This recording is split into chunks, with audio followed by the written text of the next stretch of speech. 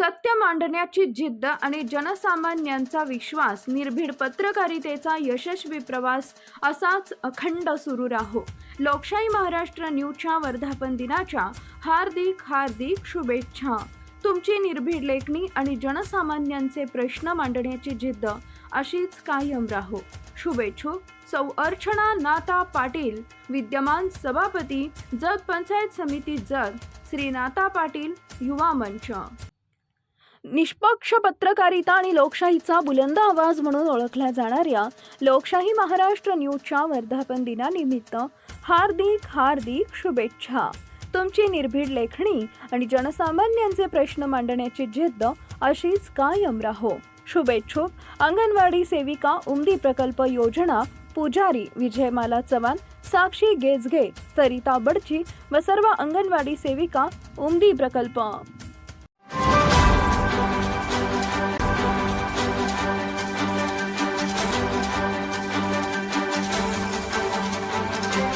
आपण पाहत आहात लोकशाही महाराष्ट्र न्यूज.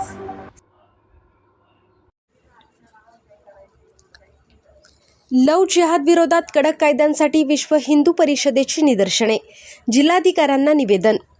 लव जिहाद विरोधात कठोर कायदे करून त्यांची तात्काळ अंमलबजावणी करावी या मागणीसाठी विश्व हिंदू परिषद आणि बजरंग दलाच्या वतीने कोल्हापुरात जिल्हाधिकारी कार्यालयासमोर निदर्शने करण्यात आली आहे. राष्ट्रीय स्तरावरील आंदोलनाच्या पार्श्वभूमीवर झालेल्या या आंदोलनात घोषणाबाजी करत प्रशासनाचे लक्ष वेधण्यात आले.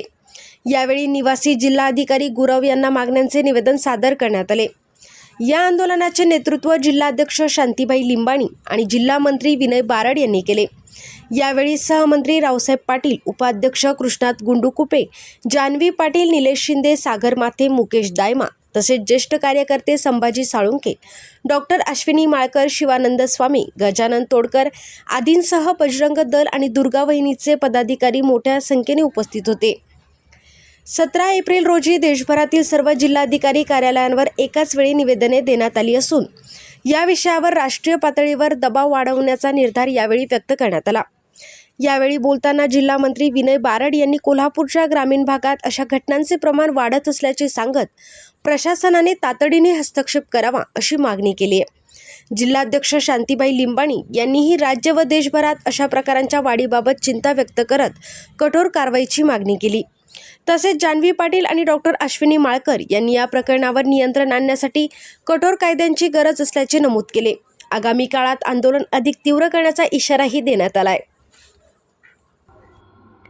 लोकशाही महाराष्ट्र न्यूज चॅनलला लाईक करा, शेअर करा आणि सबस्क्राईब करा.